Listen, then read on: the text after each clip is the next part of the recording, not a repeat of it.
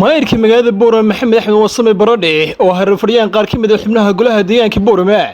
ay maanta xafiiskiisa kula hadlayay warbaahinta gobolka Awdal waxa uu shaaciyay in maalinta bariya ay yeelan doonaan mudanayaasha golaha deegaanka Boorama karfadhigii labaad kaasi ay ka soo qayb gali doonaan gudiyaasha kala duwan ee degmooyinka kala duwan ee ka kooban tahay magaalada Boorama iyo waliba qaar ka mid ah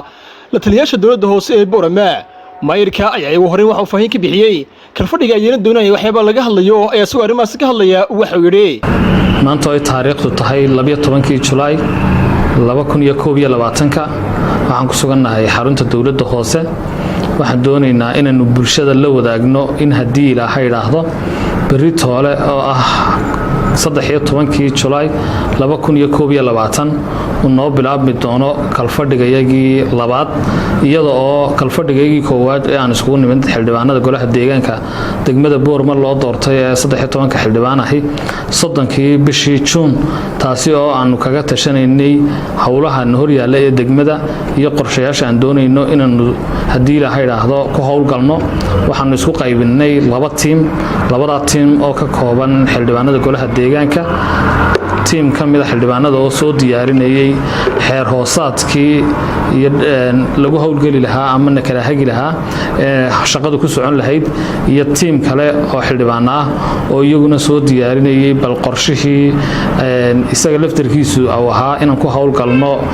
shaqada ku fulino maadaama aanu nahay golo cusub waxa Ilaahay mahadiya inay noo soo idlaatay labadii team ee hawsha soo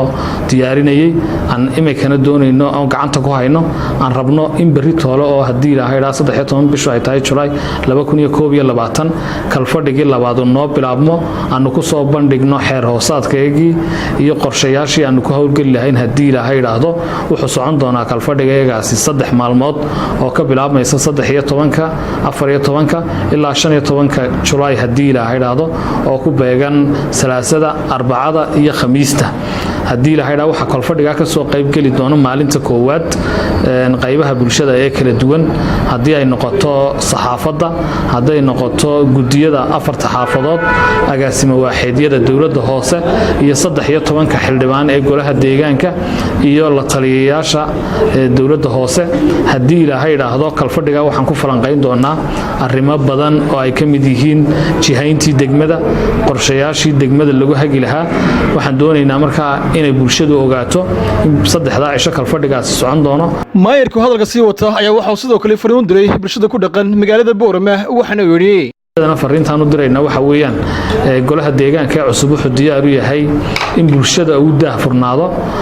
arrin kasta oo aan doonayna inaanu qabanana aanu bulshada la wadaagno insha Allah waxa rajaynaynaa in golaha deegaanka cusub wada cusub uu jeexo degmada hadii Ilaahay raah kalfadhigaas aan doonayna inaan idin iclaamino ad ka war haysaan bulshaduna aragtidooda ku soo bandhigi doonaan cid ku matalaysa hadii aan isniraahno bulshada si dhamaanteed wadayaal kulli suuragal noqon mayso laakiin waxaan doonaynaa saambal gudiyada ah ee arrimaha bulshada matala ee bulshadeeni matalaya inay nagala soo qayb galaan kalfadhigaasna saas uu noogu bilaabmi doona waxaan u mahadnaqayaa cid kasta oo soo abaabushay kalfadhigaas sidoo uu qabsoomi lahaa oo xildhibaanadu ka yihiin waxaan halkan ka iclaaminayaa in dhammaan 13 xildhibaan ee golaha deegaanka degmada Boorama loo doortay ay bari toole 7 iyo barka hadii Ilaahay raahdo ka soo xaadiri doonaan hoolka dawladda hoose bulshada laftirkeega cid aan ku marti qaadnay hadii waxay ka soo xaadiri doonaan hoolka dawladda hoose 7 iyo barka kaasi oo inoo socon doono bari toole sahan dambe iyo saakuun Mustafa Caraale Ariel TV Boorama